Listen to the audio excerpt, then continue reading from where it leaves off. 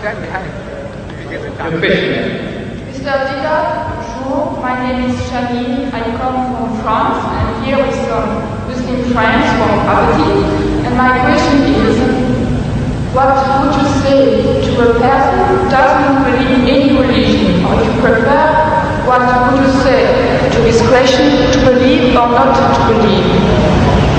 What was it? Just without the mic. The question is not directly relevant. However, I'll put it to the speaker and see if he's prepared to answer. The question is, what is your opinion, or what is the Islamic perspective relating to a person who does not believe in religion? Is that the gist of your question? Not exactly. I'm here with some Muslim friends. I am not convinced in Islam, and I would like to know what you would say to a person who is a non-believer when this person says to you, believe or not to believe?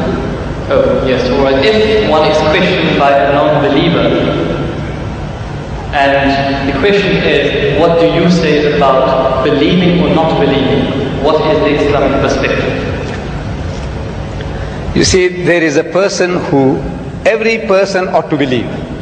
He believes in something, right or wrong. There is a type of person who doesn't believe. He said, I don't believe that there is God. He says, I'm an atheist. Or the guy says, I'm an agnostic. Now, each and every one, according to religion, whether any religion, you ought to believe. You ought to believe. If you don't believe, then you are a non-believer. You are against the laws and commandments of God. So as such, you will perish. That person who says there is no God, he is going to perish. The one who says I don't care whether there is or there isn't, he is going to perish. Or you have the wrong concept of God, also you will be punished. According to your understanding, your capacity, your opportunities. There is a type of person who might not have heard the name Jesus. Will God question him?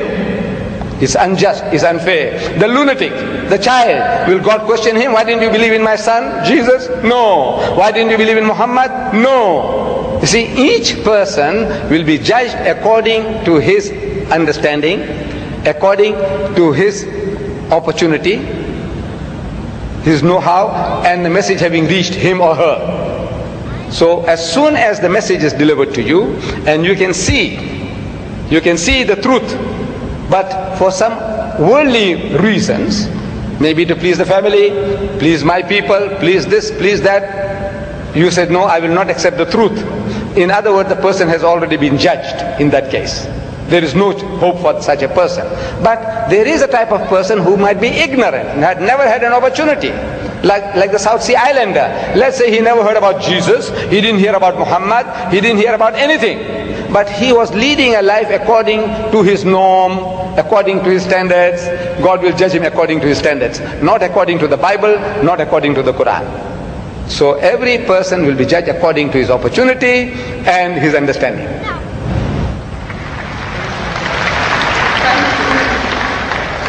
Ladies and gentlemen, we unfortunately have just about a minute left of question time. All good things have to come to an end, so we can only accommodate one further question. Mr. Diedat, I have impression that my question has been misunderstood. I didn't want to challenge you or to hurt you. I just wanted to ask you for some advice for a person who doesn't believe. I just wanted also to ask you for advice because I am a non-believer. I would want to believe in Islam, but I just want some advice. Yes,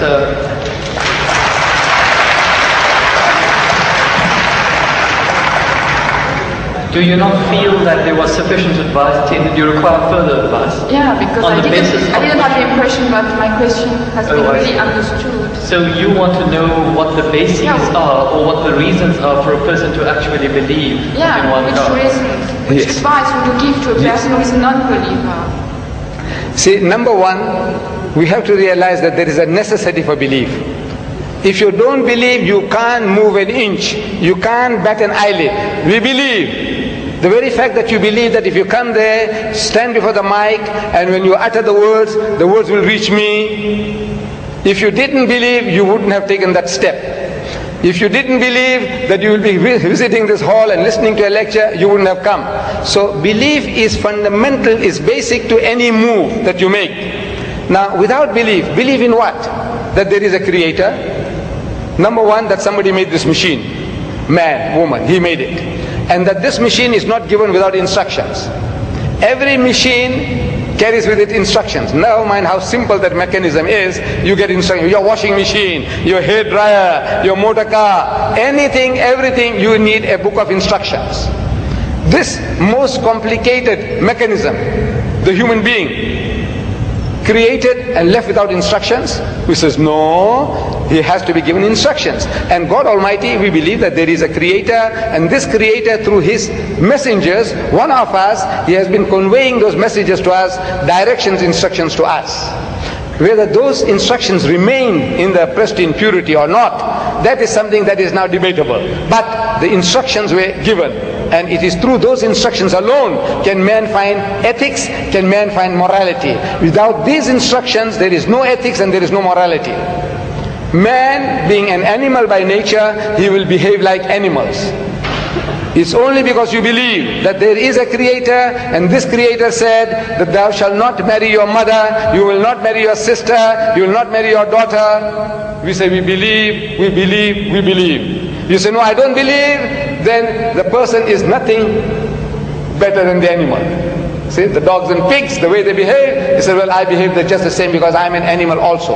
So you have to believe. But now what are you going to believe? Where is the source of that belief? Instructions which is not contaminated, which is not spoiled. In the origin we say all prophets of God, all messengers of God were divinely ordained. But the messages, because they were not preserved, God sent messengers after messengers.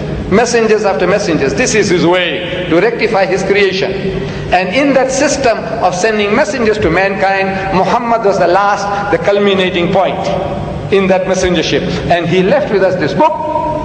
And if you read this book with an unprejudiced mind, if you haven't got one, I can present one to you if you haven't got it. This is an English translation of that book, the Quran, with an index. Anything that you want to know about God, open G, God, more than 140 different references. That you say, I can't believe in God. So he reasons with you. This God of the Quran doesn't say, I'll fix you up and I'll twist your nose and I'll put your pull out. No. He says, أَوَلَمْ يَرَ الَّذِينَ كَفَرُوا. He said, how can you not believe in God? He says, كَيْفَ تَكْفُرُونَ بِاللَّهِ. So how can you not believe in Allah? وَكُنْتُمْ أَمْوَاتًا. Seeing that you were non-existent, you were dead, and he brought you into being. ثُمَّ يُمِيتُكُمْ. And will cause you to die. ثُمَّ يُحْيِيكُمْ. And will bring you back to life again. ثُمَّ إِلَيْهِ تُرْجَعُونَ. And to him will be your return. So if you start reasoning, and you see how true the statements are, that you were non-existent. You, I, everybody, non-existent. The men of science will tell you that this earth was a molten mass. Billions of years, there was nothing on this earth, no life. The thing was all boiling. And the vapors went up and came down, and the vapors went up and came down, and over a period of millions of years, it started to cool. And then life started to germinate, and so on and so on. So there was a time when mankind was non-existent, and God brought you into being. Very true. And now you're going to die. But that is not the end. That there is something in you which is other than the body, that real you. Now that real you, which is the driver of this body of yours, will be made to account for your actions. It's only natural that this person, like Hitler, look, he got away with it. He incinerated 6 million Jews. On account of him, 40 million people died in the Second World War. He's just going to get off scot-free? If he says, no, I don't believe, and there's nothing there on the other side, that means he's free, finish. No. He will have to account for his deeds. Everyone will have to account for his or her deeds. It is a natural, sequence of our attitude and behavior. And this book explains all that. If you haven't got one, this book is yours. If you haven't got one. You got it?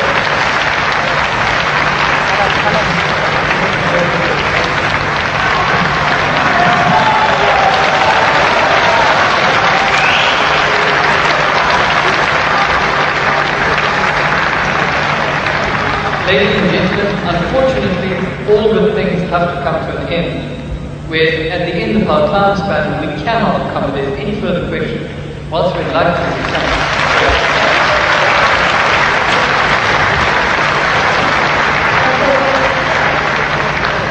even if